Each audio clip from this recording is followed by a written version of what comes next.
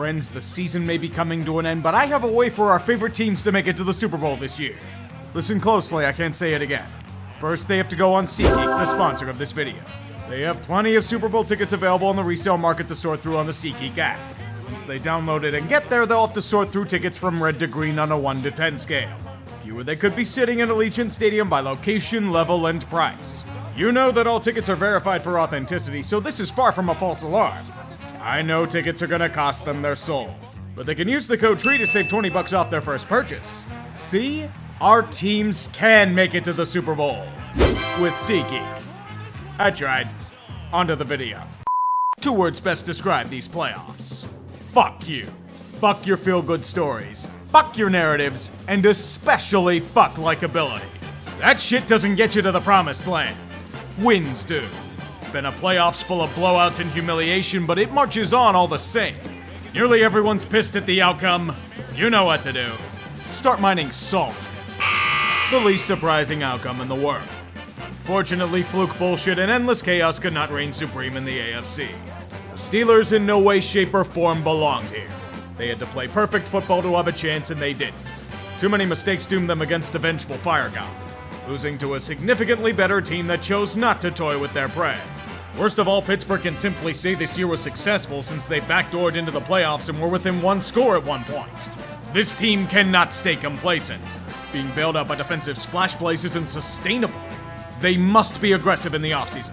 But knowing how RD2 doesn't like to rock the boat, the Steelers will simply trot out the same shit next year and nothing changes. Great. I can't wait for Mark Whipple to be the O coordinator. I won't believe anything else until I see it happen. The Sharks were smelling a fraud in the water, and their dismantling is a yearly tradition. Dolphins being killed off, vacuum-packed, flash-frozen, and sold off for $10.99 a pound at your local supermarket. Can't beat a competent team not named Dallas, and they can't win shit once December hits. The division hopes going cold results in freezing solid in Kansas City. Negative 30-degree wind chill, which is better than how Miami looked in their wildcard game.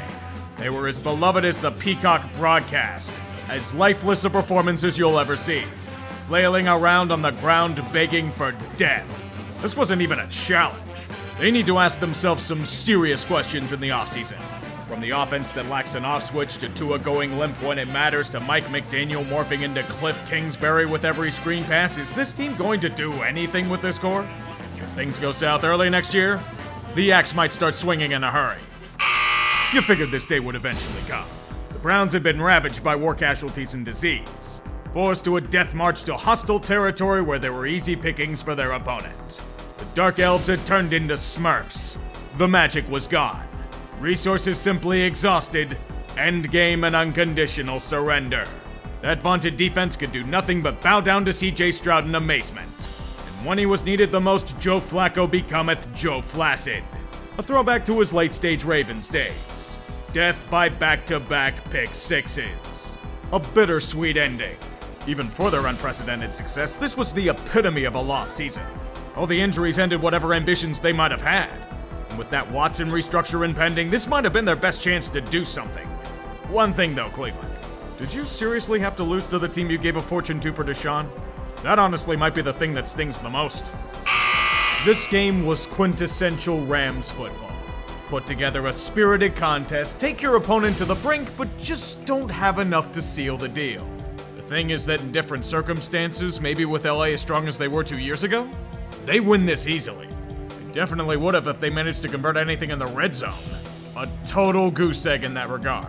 So many chances to get revenge for Stafford, yet it's consistently undone. Too many opportunities squandered. Detroit was dying to experience pain, but the Rams just didn't have enough to get it done. Don't blame ref ball, that had nothing to do with it. Besides, you're accusing the refs favoring Detroit? Stop for a moment. Detroit. Be real. The end result? An over 30-year curse for the Lions has been vanquished. Miami, congratulations. You now have the longest playoff win drought in the NFL. Hold it with pride. I said this team sucked in the previous vid. I was being too nice. To simply say the Eagles suck is the understatement of the goddamn decade. They'd lose to the fucking Carolina Panthers as it stands right now. Nothing I say in terms of negative vitriol nor biting snark is justified. They don't deserve it. Blown the fuck out in the most predictable outcome of the weekend. A birth of a meme making the 2020 Steelers look like child's play.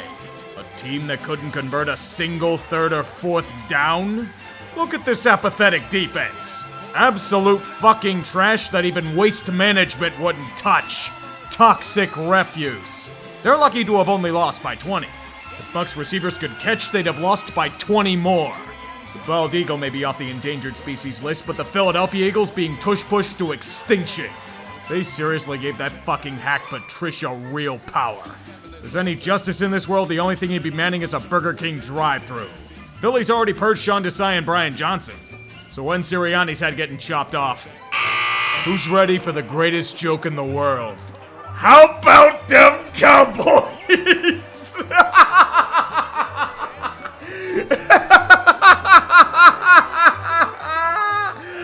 Oh, it doesn't get old. You got fucking annihilated. Oh, wait. The Cowboys are keeping Mike McCarthy.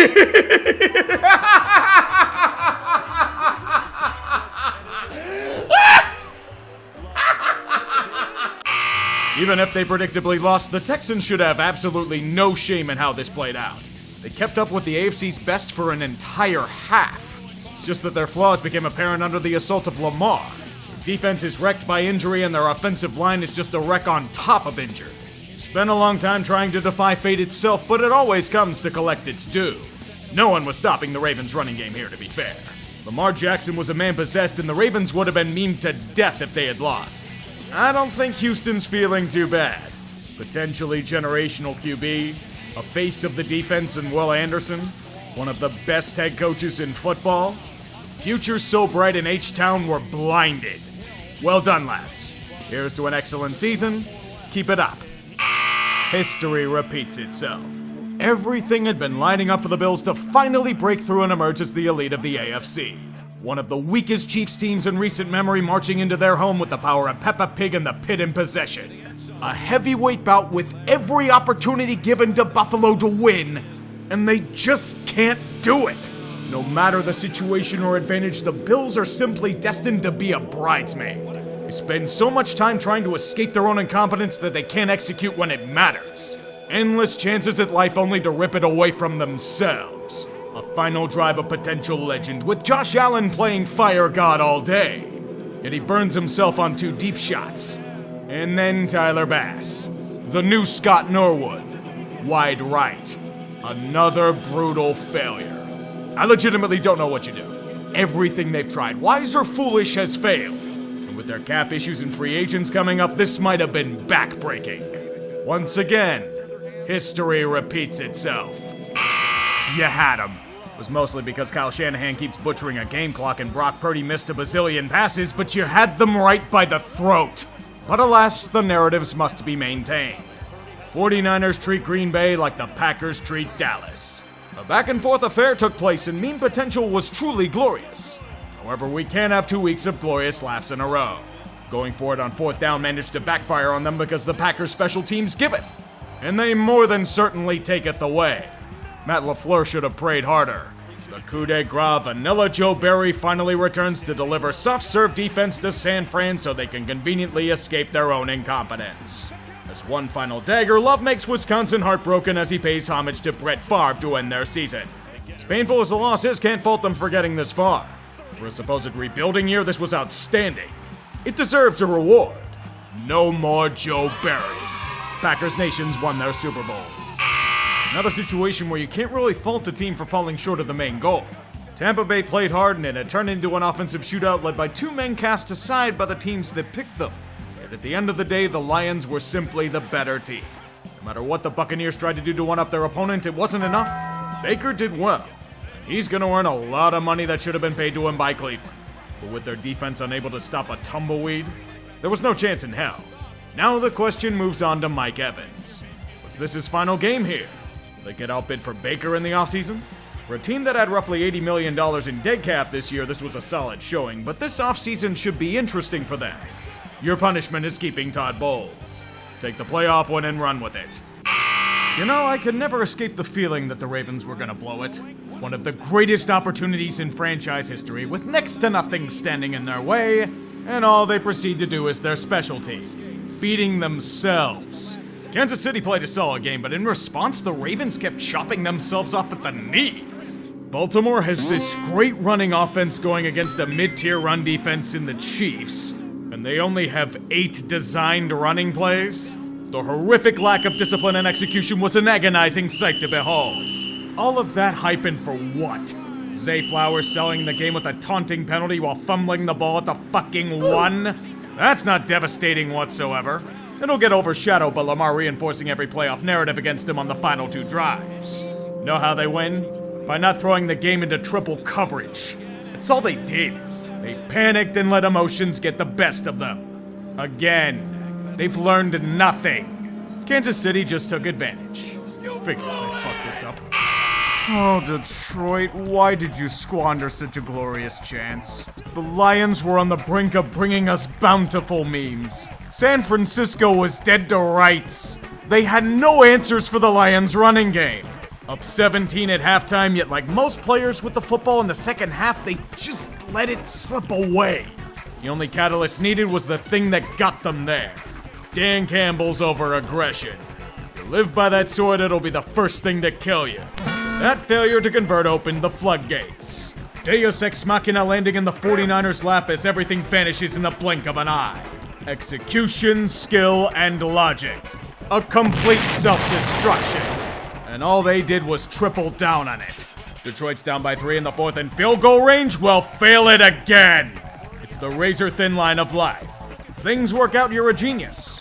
If not, you have egg on your face. One of the greatest seasons in Detroit's history turns into unspeakable pain. And it's amazing to witness. I do have one question to ask though. Why did the Lions abandon their running game in the second half? Is the NFL really all that different from the NBA? I could have just said you're fucked to a bunch of franchises and no one would tell the difference. Life does not care for feel-good stories or underdogs. It wants winners. The team representing the AFC definitely does enough of that. Honestly, I doubt they get back here. The title defense was looking quite perilous at stretches this year. The fault lied at the bread and butter of their success. The offense. The receivers couldn't catch. Everything undone by Kadarius Toney dropping everything, or MVS dropping everything, or someone else dropping everything. Did you see that stinker they had against the Raiders on Christmas? The offense imploded on itself. The Chiefs were being carried by defense in the strangest twist. Things looked mighty perilous, mostly because of said suspect receivers. When your only truly reliable ones are Travis Kelce and Rashee Rice, it would be a climb. Especially with the gauntlet they had to face in the playoffs. So much for that gauntlet. Miami? Well, they were already dead the moment they stepped on the field. Buffalo? You think they're allowed to beat the Chiefs twice in one season? There's no Toney to save them this time. And Baltimore. This is your elite AFC team. Can you stop joking, please? Their sluggish regular season was merely masking their true form. What you get now is Kansas City at their best. Nothing can stop Patrick Mahomes at his peak. Systematically dicing his opponents with an elusiveness rivaling the Zodiac Killer and efficiency equaling him. Death-defying throws frustrating defensive coordinators everywhere. The dream quarterback. And one that every franchise has been trying to replicate ever since. His chemistry with Travis Kelce is second to none. Backyard football with a regimented, cold-blooded flair. When they're clicking, no scheme nor personnel can hold them back. If that isn't enough, you get Isaiah Pacheco breathing down your neck. Okay, breathing isn't the right term to use. More angrily running you over until you're dust. On the receiver front besides Kelce, it's a committee. Rashee Rice is the most reliable one of the bunch. But Marquez Valdez-Scantling has come up clutch in big moments the last 2 games. There's also Justin Watson, Noah Gray, and Sky Moore to be looked at as depth. Also, perhaps he who shall not be mentioned. Whether he is really injured or not. Good lord. Behind what is still one of the strongest defensive lines in all of football, they still have the upside of a champion. But the real surprise has been in their defense. Steve Spagnuolo's unit has been the heartbeat of Kansas City, and their front 4 has been a catalyst. It suffered a serious blow with Charles Omenihu being out with a torn ACL. But when you still have Chris Jones wrecking shit, you don't need much else. Flanked by George Karlaftis, Michael Donna, and Derek Nottie, they will be a force for the real threat. Their pass defense, one of the best in football, and a nightmare for opposition everywhere. Their linebacking core, a balanced machine of Willie Gay, Nick Bolton, Leo Chenal, and Drew Tranquil. Their secondary, welcome to L'Jarius Sneed's Feed and Seed, a shutdown corner of shutdown corners. Only one touchdown surrendered all season, and Trent McDuffie doesn't get much easier to pass against. At safety, Justin Reed and Mike Edwards are back from last year, along with a chorus of depth pieces that will turn the tide. Do you remember when people felt Kansas City was an underdog? The likable bunch breathing fresh air into the NFL? Public perception can change on a dime. 4 years after their first ascension to the big dance in 50 years, only one word is at the tip of their tongue: Dynasty. 4 Super Bowl appearances in 5 seasons with potentially 3 titles to show for it? You're reaching that territory now. The chance to be spoken about as the team of the decade, just like the Patriots that had lorded over the AFC before. All you're hearing now are the grumblings of fans having to watch Taylor Swift for 5 seconds at a time in a suite. The NFL is salivating at the money they'll print. The Chiefs have emerged as the new villain of the league, and they should embrace that mantra. Remember the decades of failure and futility before this moment? Take every victory you can. You've more than earned it, and you never know how long it's going to last. But before they even consider that option, they'll have to get through a foe they've once bested. It's been a long road for the Niners. Since their gut-punching loss to these Chiefs in 2020, they've suffered setback after setback. COVID year had them devastated by injury to the entire organization, including their home stadium. 2021 had them go on a magical run, but were devastated by their inferior brethren down in LA. 2022 was their best shot despite the endless injuries. It was undone by both quarterbacks suffering injuries against the Eagles. Every chance undone thanks to elements mostly out of their control. But even then, expectations were sky high for San Francisco this year. It was their all-in push. Every weapon at their disposal, the best of the best at nearly every position. Their regular season was domination on a grand scale. For the most part. Injuries to Deebo Samuel and Trent Williams led them on a 3-game losing streak. But they got back to dominating. For the most part. Even for their incredible talents, they've been dancing through an insane amount of raindrops this postseason. They had to come back to barely beat Green Bay, a team they should have thoroughly crushed on paper. And then Detroit. It got ugly at first. Very ugly. Then fortunately they turned on the Jets, the Lions self-destructed, and the rest is history. It also means one thing. Kyle Shanahan was able to win from behind. That's been a sticking point of his. With a field general like Brock Purdy, it comes from unexpected sources. The future wasn't supposed to be him. Trey Lance was being groomed for the role. But in comes Mr. Irrelevant himself and takes control of their many weapons to Bledsoe him to oblivion. His role in the offense is nothing crazy. Keep it simple, minimize mistakes, take advantage of what defenses give him, and allow the skill players to shine. Those skill players. Oh my. When you start with Christian McCaffrey, things are good.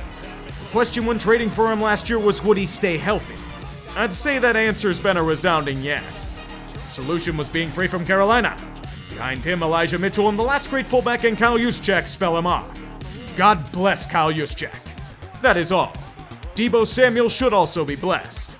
His rise in 2019 has remained unabated, as he's one of the major catalysts of this offense in so many ways. He's not the only receiving option either. Brendan Ayuk was looked at as a great option that needed his breakout, and he's more than certainly got it. There's also a little-known tight end named George Kittle who destroys worlds like Kelsey does. He's pretty good in his own right, if I say so myself. We must discuss Trent Williams on the offensive line, though. He's the real key to this offense. When he's injured, the offense vanishes to nothing. That's not slighting the rest of their O-line, but it goes to show what Williams means to them. Their defense, meanwhile, has had some injuries, particularly to Talanoa Hufanga, but it's still a devastating unit. That defensive line, Nick Bosa, Eric Armstead, Javon Hargrave, Chase Young, even Javon Kinlaw and Cleveland Farrell are quality depth pieces for a line ready to crush all foes. But wait till you get to their inside linebacker core. Fred Warner is one of the best off-ball linebackers in the league by a country mile. A well-rounded monster hearkening to the days of Brooks and Urlacher. If you somehow get past him, Dre Greenlaw's just gonna deck you. See for yourself. There's one thing their secondary's great at, it's forcing turnovers. Remember Javarius Ward, Kansas City? He's the 49ers' main corner. After him, you've got D. Lenore, Isaiah Oliver, Jair Brown, and Tashawn Gibson manning the fort. It's a truly mixed arsenal of hell for opponents. As you can see from the Niners, these chances aren't to be taken lightly. They figured after blowing it 4 years ago, a return to the Super Bowl was forthcoming. It hasn't been that easy. Things have most certainly gotten in the way. And they know that with the hounds of competition at their door, another shot isn't guaranteed. The last time these two teams met, it ended Andy Reid's long-standing title drought as a head coach. Perhaps it's Kyle Shanahan's turn. The ghosts of 28-3 have still not been slain. With the weapons at his disposal, this is his best chance to overcome that horrific demon. We now get the Super Bowl that roughly 90% of the football world hates. But it's a hate that both fan bases embrace. They are the ones at the top. They will flex on those that see. And all we'll see are Swifties that infest the gridiron. It's the championship matchup we deserve for our arrogance. When will we learn not to gatekeep this beautiful game? The thing with my jinxes is that they seem to curse only one team for the most part. Dallas suffered the most hilarious defeat in recent playoff history, while the Chiefs made it all the way to the dance. Honestly, trying to use logic and predicting things blows up in my face, so best to just go on vibes. On paper, San Francisco should win this game, but in reality, it's going to be the Chiefs that win. The reason why is simple. Because fuck you. It's perfect for this gut punch of a season. Then Taylor Swift reveals herself to be a hive demon and needs Travis Kelce to father their young. That oddly sounds about right. So to you, Coach Reid, your entire organization, those incredible players behind us, you are Super Bowl champions again. Congratulations.